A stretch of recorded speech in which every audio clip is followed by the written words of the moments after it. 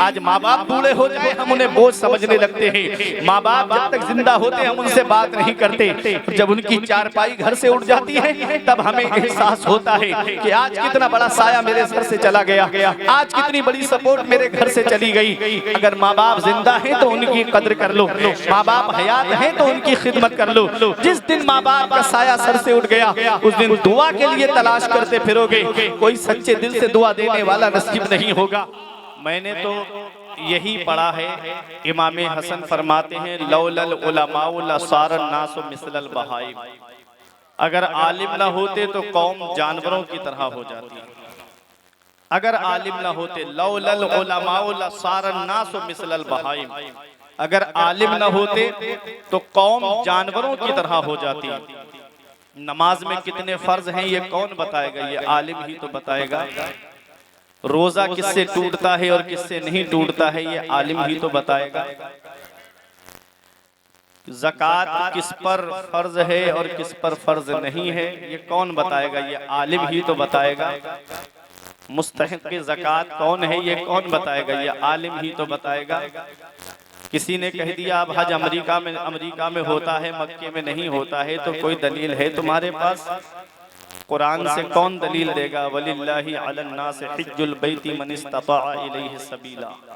ये आलिम ही तो हैं, ये मौलवी ही तो हैं।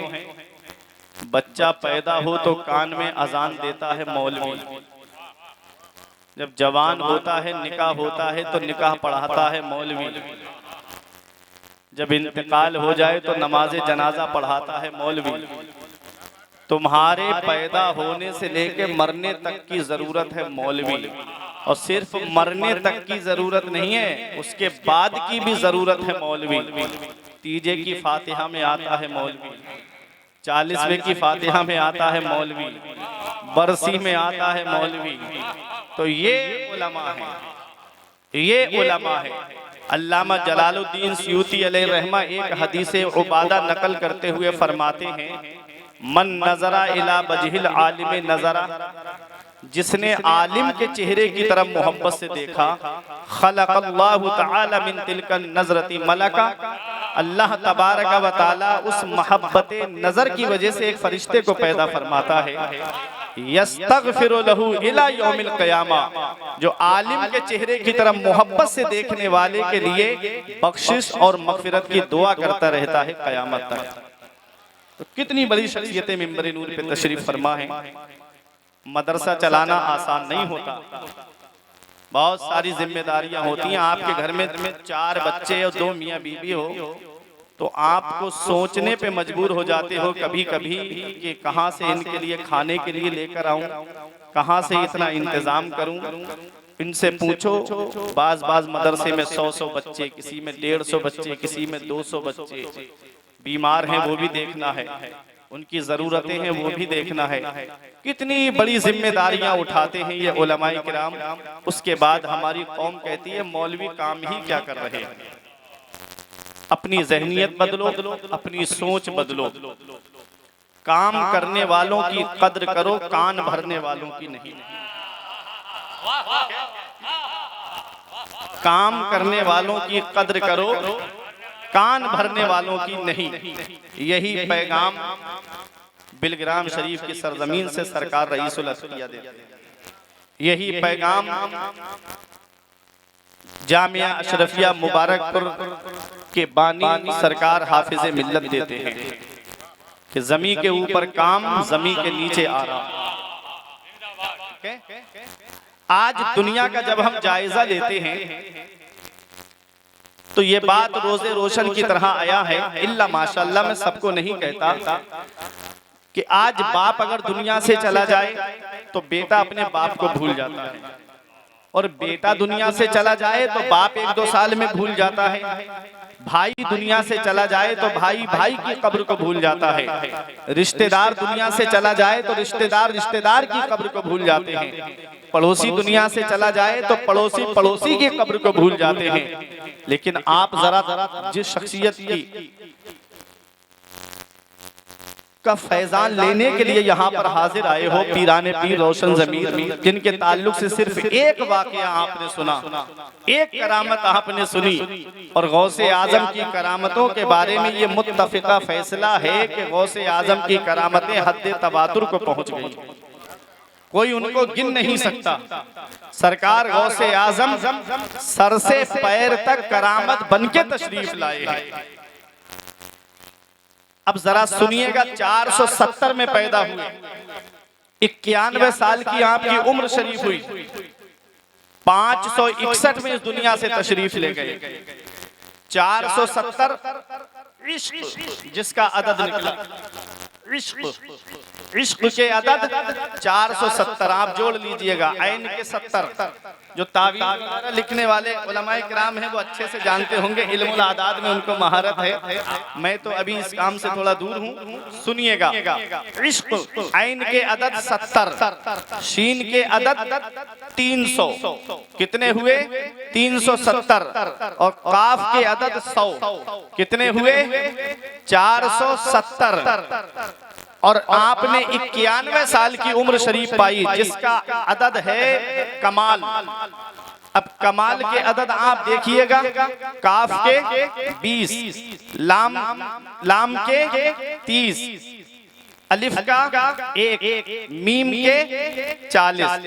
ये कमाल जो है काफ के 20, मीम के 40, अलिफ का 1, लाम के 30, ये मिला के हुए 91, और यही गौसे आजम की उम्र शरीफ है 91। अब 91 को 470 में जब मिलाएंगे तो 561 होते हैं। यही गौसे आजम की तारीख विसाल है, यही गौसे आजम की तारीख विसाल है। समझ गए आप कौन गौसे आजम है? 561 को दुनिया से तशरीफ ले गए। अब जरा आज देखिएगा, 1447 हिजरी चल रही है।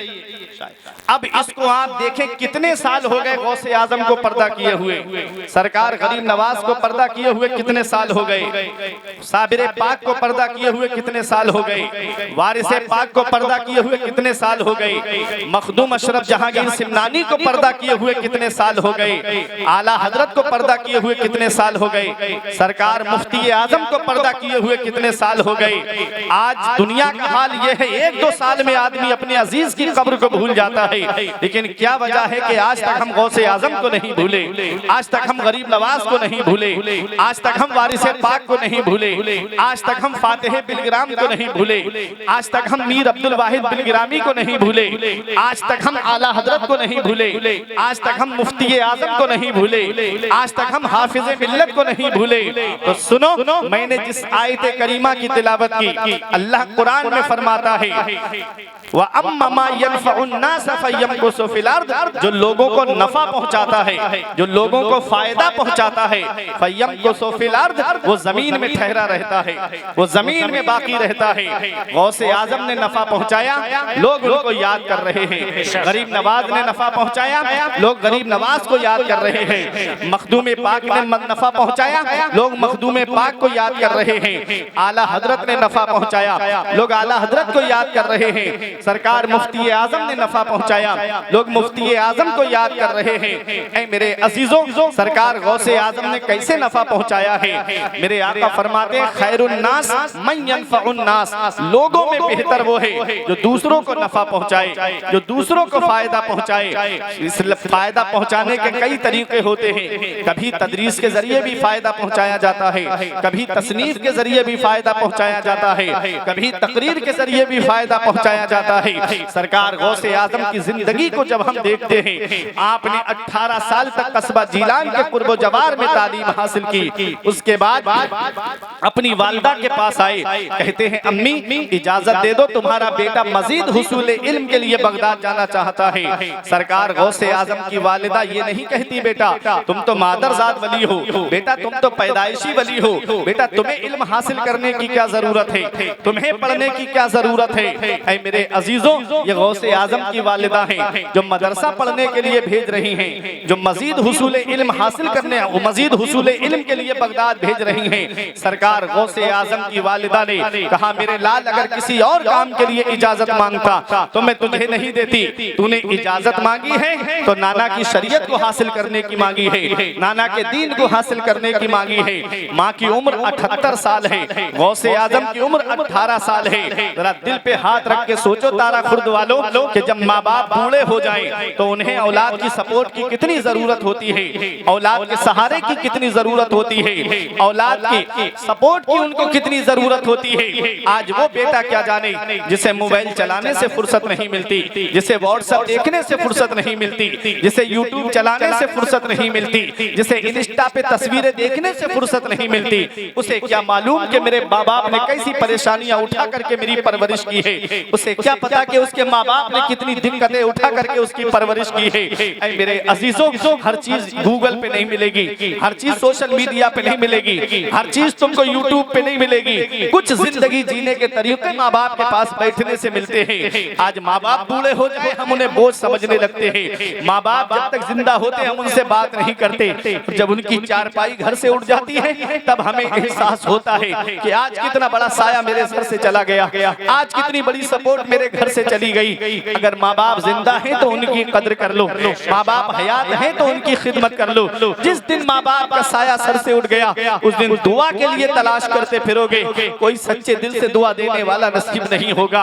ऐ तारा खुर्द में रहने वालों, नौजवानों को मेरा ये पैगाम है, माँ बाप अल्लाह की बहुत बड़ी नेमत है। 15वां पारा रब इरशाद फरमाता है, वक़ज़ा रब्बुका अल्ला तअबुदू इल्ला इय्याहु व बिल वालिदैनि इहसाना इम्मा यबलुगन्ना इंदकल किबरा अहदुहुमा औ किलाहुमा फला तकुल लहुमा उफ़्फ़िन वला तनहरहुमा व कुल लहुमा कौलन करीमा। अल्लाह फरमाता है, हुक्म दिया तेरे रब ने कि अपने रब के सिवा किसी की बंदगी ना करो और अपने माँ बाप के साथ में हुस्न सलूक करो, अपने माँ बाप के साथ में भलाई करो। ये उलमा तशरीफ फरमा है, पूरे कुरान में आप देख लीजिए अल्लाह ने कहीं नहीं फरमाया वबिल वालिद एहसाना कि सिर्फ वालिद के साथ में एहसान करो, या वबिल वालिदा एहसाना सिर्फ माँ के साथ में एहसान करो। ऐ मेरे अजीजों, ये माँ बाप हमारे लिए हमारी दोनों आंखों की तरह है। ऐसा नहीं कि सिर्फ बाप का अदब करो, सिर्फ बाप से मोहब्बत करो और माँ का अदब ना करो, माँ से मोहब्बत ना करो।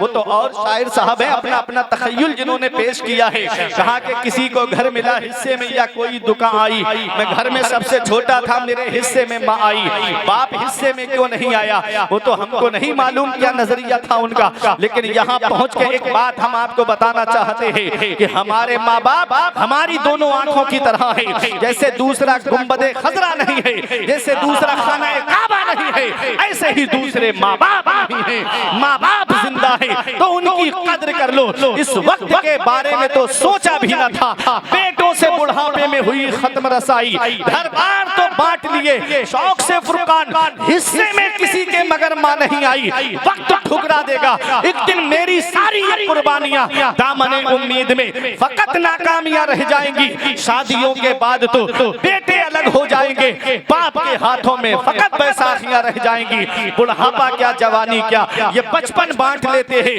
न होकर दिल में गुंजाइश तो आंगन बांट लेते हैं। नहीं मंजूर हिस्से में किसी बेटे को अपनी माँ, मगर आपस में बूढ़ी माँ के कंगन बांट लेते हैं।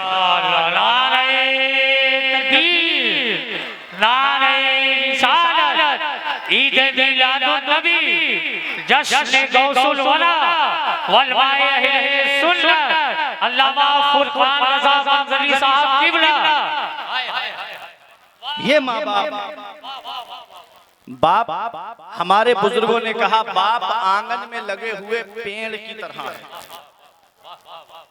बाप आंगन में लगे हुए पेड़ की तरह है। जब शिद्दत की गर्मी पड़ती है, धूप पड़ती है, जब गरम गरम लू के थपेड़े होठों को खुश्क कर देते हैं, ऐसे वक्त में सबसे बेहतर और मुनासिब साया पेड़ का साया होता है। आप गर्मी में दोपहर में पेड़ के नीचे कुर्सी डाल के बैठ जाओ, आराम मिल जाएगा। पेड़ के नीचे चारपाई बिछा के लेट जाओ, आपको नींद आ जाएगी, सुकून मिल जाएगा। हमारे बुजुर्गों ने कहा कि बाप आंगन में लगे हुए पेड़ की तरह है।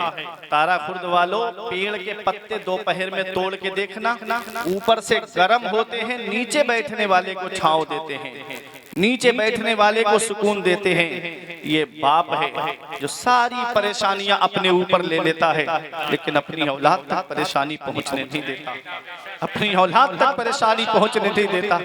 इसी को कहा था शायर ने, ऐ ज़िया माँ बाप के साए की ना कदरी ना कर, ऐ ज़िया माँ बाप के साए की ना कदरी ना कर, धूप काटेगी बहुत जब ये शजर गिर जाएगा। जिस दिन ये पेड़ आंगन से उखड़ गया, उस दिन धूप भी परेशान करेगी, गरम गरम लू के थपेड़े भी परेशान करेंगे। बाप आंगन में लगे हुए पेड़ की तरह है। कभी तुम्हें लगे मेरे बाप ने मेरे लिए क्या किया है, तो चले जाया करो अकबरपुर चौराहे की तरफ, चले जाया करो मेन चौराहों की तरफ। वहां रात के 2 बजे 3 बजे जब शिद्दत की नींद आती है, ऐसे वक्त में सबसे आदमी, आपको कुछ लोग ऐसे मिलेंगे कि कोई ऑटो रिक्शा चला रहा है, कोई बस चला रहा है, कोई ट्रक चला रहा है, कोई 4 व्हीलर लेकर के हाईवे पे खड़ा है लखनऊ जाने के लिए। क्या? इसलिए कि 4 पैसे जमा हो जाएंगे, मेरी औलाद के खर्चे में काम आएंगे, 4 पैसे जमा हो जाएंगे, मेरी औलाद की पढ़ाई में काम आएंगे। ये रात में ऑटो रिक्शा चलाने वाला एक बाप ही तो है, ये बस चलाने वाला एक बाप ही तो है, ये दिल्ली कमाने जाने वाला एक बाप ही तो है, ये बेंगलोर कमाने जाने वाला एक बाप ही तो है, ये शिमला मसूरी कमाने जाने वाला एक बाप ही तो है, ये 3-3 साल के लिए सऊदी दुबई कतर कमाने जाने वाला ये एक बाप ही तो है। बाप क्या नहीं करता अपनी औलाद के लिए, बाप कौन सी कुर्बानी नहीं देता अपनी औलाद के लिए, बाप कौन सी परेशानी नहीं उठाता अपनी औलाद के लिए। कभी अपने वालिद के करीब बैठ करके उनकी सफेद दाढ़ी की तरफ देखना, उनके चेहरे की झुर्रियों की तरफ देखना, उनके हाथों की लकीरों की तरफ देखना। एक दिन मैंने पूछा अब्बा से, अब्बा मेरे हाथ की लकीरें नजर आ रही हैं, आपके हाथ की लकीरें कहाँ चली गई? एक जवाब दिया था, बेटा तुम्हारी तकदीर बनाते बनाते हमारे हाथ की लकीरें मिट गई। बाप क्या नहीं करता अपनी औलाद के लिए, बाप कौन सी कुर्बानी नहीं देता अपनी औलाद के लिए, बाप कौन सी परेशानी नहीं उठाता अपनी औलाद के लिए। अरे धूप कैसी भी हो साया नहीं होने देता, राह कैसी भी हो बेबस नहीं होने देता, बेच के अपना लहू चाहे वो रोटी लाए, बाप औलाद को भूखा नहीं सोने देता। बाप कौन सी परेशानी नहीं उठाता अपनी औलाद के लिए। इसका पता तब चलता है जब बाप की चारपाई घर से उड़ जाती है, जब माँ की चारपाई घर से उड़ जाती है, तब हमें एहसास होता है आज कितना बड़ा साया मेरे घर से चला गया। अल्लाह कुरान में फरमाता है, इम्मा यबलुगन्ना इंदकल किबरा अहदुहुमा औ किलाहुमा फला तकुल लहुमा उफ़ वला तनहरहुमा वकुल लहुमा कौलन करीमा।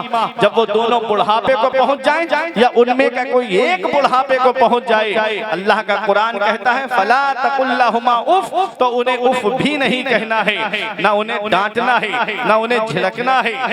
अल्लाह का कुरान कहता है वकुल लहुमा कौलन करीमा। जब भी बोलना है तो मोहब्बत से बोलना है, जब भी बोलो तो मोहब्बत से बोलो, जब भी बोलो तो प्यार से बोलो। ऐ लोगों, ये कुरान हमें माँ बाप का अदब बता रहा है कि हमें माँ बाप से बात कैसे करनी है, हमें माँ बाप से कलाम कैसे करना है, हमें माँ बाप के साथ कैसे रहना है। आगे मेरा रब फरमाता है वक़्फ़िद लहुमा जनाह ज़ुल्ल मिनर रहमा वक़ुर रब्बिरहमहुमा कमा रब्बयानी सगीरा। अल्लाह फरमाता है अपने माँ बाप के लिए मेहरबानी का बाजू बिछाओ और ऐसे दुआ करो, अल्लाह मेरे माँ बाप पे ऐसा रहम फरमा जैसा उन्होंने बचपन में मेरे ऊपर रहम किया था। एक माना इसका ये बयान किया मुफस्सिरीन किराम ने, और एक माना ये बयान किया उलमा तशरीफ फरमा है कि अपने माँ बाप के लिए अपने बाजुओं को समेट लो, अपने माँ बाप के लिए अपने बाजुओं को सकोड़ लो। जब परिंदा ऊपर उड़ता है तो बाजू खुले होते हैं, और जब वो परिंदा अपने घोंसले की तरफ आता है, अपने घर की तरफ आता है, तो बाजू समेट के आता है, बाजू सकोड़ के आता है।